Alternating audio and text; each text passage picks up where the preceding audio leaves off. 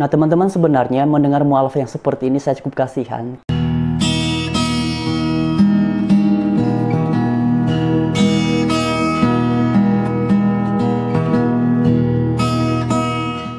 Mari sama-sama kita simak apa yang disampaikannya dalam cuplikan video berikut ini. Buku-buku yang menunjang hal itu, misalnya waktu itu awal-awalnya sih pengen tahunya dari buku-buku Kristen sendiri.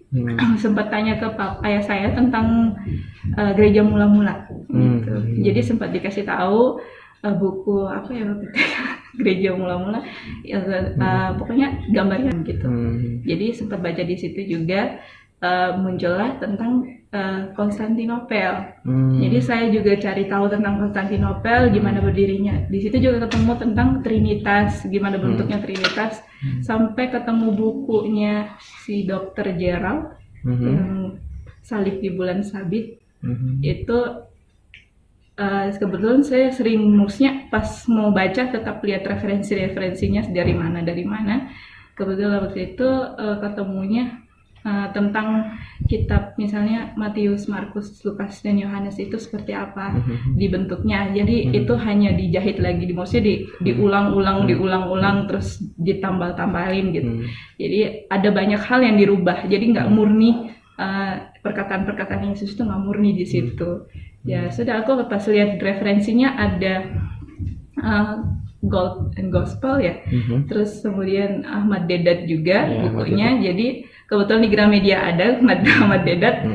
Alhamdulillah, maksudnya di situ juga lebih jelas lagi tentang apa yang aku ingin tahu gitu. Jadi dari situ mulai mantap. Kemudian saya tempat lengkapin juga dengan Da Vinci Code atau Knight Templar itu. Ya, ditambah dengan YouTube-nya dari Ahmad Deedat dan beberapa dari misalnya Moko Ginta, ya dari situ mulai mengajak saya bukan untuk maksudnya percaya Islam seperti ini, belum waktu itu. Jadi mengajak saya untuk berpikir. Jadi saya mencari tahu sendiri lewat Alkitab, karena di situ kan ada rujukannya ayat ini, ayat itu. Jadi saya melihat sendiri. Pertama itu yang di Perjanjian Lama tentang Ibrahim dengan Nabi Ismail dengan Nabi Ishak. Hak kesulungannya seperti apa? Siapa yang sulung, siapa yang dikorbankan? Kalau di Kristen kan yang dikorbankan itu kan Ishak, bukan Ismail ya. Ternyata cerita sebenarnya anak sulungnya pas dibaca lagi anak sulungnya ternyata Ismail. Gitu. Jadi ada udah mulai dirubah ya ternyata gitu sejarahnya. Kemarin kesini lagi semakin menggali bahasa-bahasa misalnya akulah satu-satunya jalan kebenaran dan hidup, tidak ada seorang pun datang kepada Bapa kalau tidak melalui aku. Itu saya telah lagi ternyata emang ini bahasa seorang nabi, bukan seorang Tuhan ya. Nah teman-teman, itulah cuplikan videonya dan sudah jelas ya beberapa hal yang disampaikan ini sebenarnya bukan sesuatu yang baru. Ini juga sudah disampaikan oleh mualaf-mualaf yang lebih duluan daripada dia ini, seperti Irena Handono dan beberapa mualaf yang lainnya. Salah satu yang sering sekali disalah mengerti oleh mereka ini adalah mengenai Konsili Nisea yang dilaksanakan pada tahun 325 itu, yang mana kemudian mereka tafsirkannya dalam momen di mana Yesus itu diangkat menjadi Tuhan. Padahal berdasarkan pernyataan Alkitab sendiri itu terdapat dalam kitab Lukas pasal 2 ayat yang ke-11, ketika para malaikat datang kepada para gembala dan memberitahukan hari ini telah lahir bagimu sang juru selamat, yaitu Kristus Tuhan di kota Daud.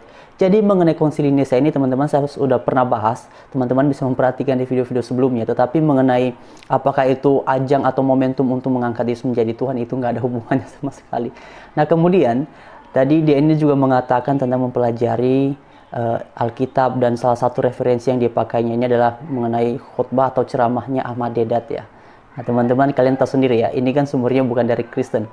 Nah kemudian tadi di bagian terakhir dia ini menjelaskan tentang beberapa ayat dalam Alkitab itu yang diubah-ubah. Nah ini juga sebenarnya sebuah pernyataan yang sudah biasa mereka sampaikan, tetapi giliran kita orang Kristen bertanya, sudah kalau misalnya Anda meyakini bahwa ayat-ayat tertentu telah diubah, sekarang tunjukkan kepada kami orang Kristen naskah yang asli menurut versinya Anda sebagai pembanding dari pernyataan Anda, yang asli yang ini, yang tidak asli yang itu. Kemudian tadi di bagian akhir dia menjelaskan, oh ternyata setelah dipelajari dalam Alkitab, yang sulung itu adalah Ismail, sedangkan yang tidak sulung itu adalah Ishak.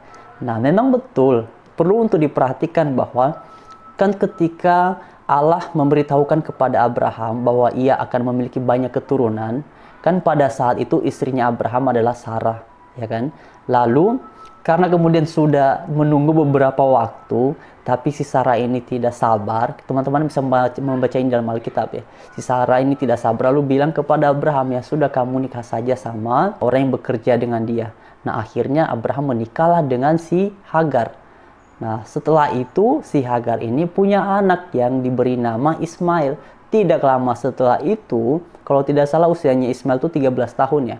Kemudian si Sarah pun juga punya anak yang kemudian diberi nama Ishak. Tetapi berdasarkan pernyataan Alkitab sendiri, sangat jelas bahwa yang disebut sebagai anak perjanjian itu adalah Ishak. Itulah sebabnya ketika kemudian Allah menguji imannya Abraham, yang menjadi sarana ujiannya itu adalah dengan mempersembahkan Ishak.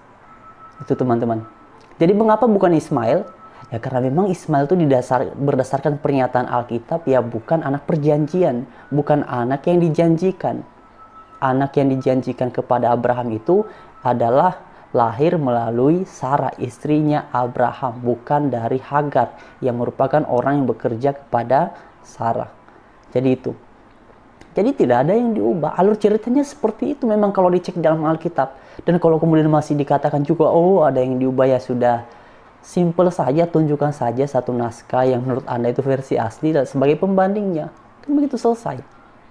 Jadi selama pernyataan seperti ini hanya didasarkan pada opini, pada asumsi-asumsi semata, yaitu tidak bisa disimpulkan sebagai sebuah kebenaran, yaitu tetap saja sebagai sebuah opini, sebagai sebuah asumsi, tidak lebih daripada itu.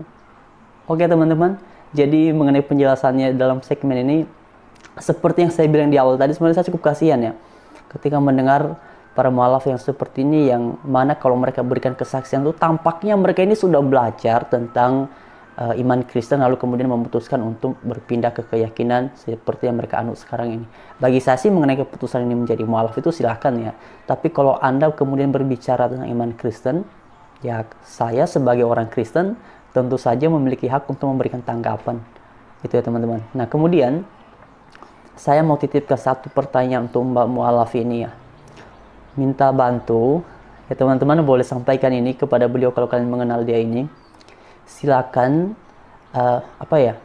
tunjukkan kepada saya atau kepada kami orang Kristen satu ayat saja dalam kitab suci Anda, yaitu dalam Al-Quran, yang menjamin, yang memastikan bahwa ketika Anda menganut agama yang sekarang itu, maka diberikan kepastian untuk bisa memperoleh hidup yang kekal.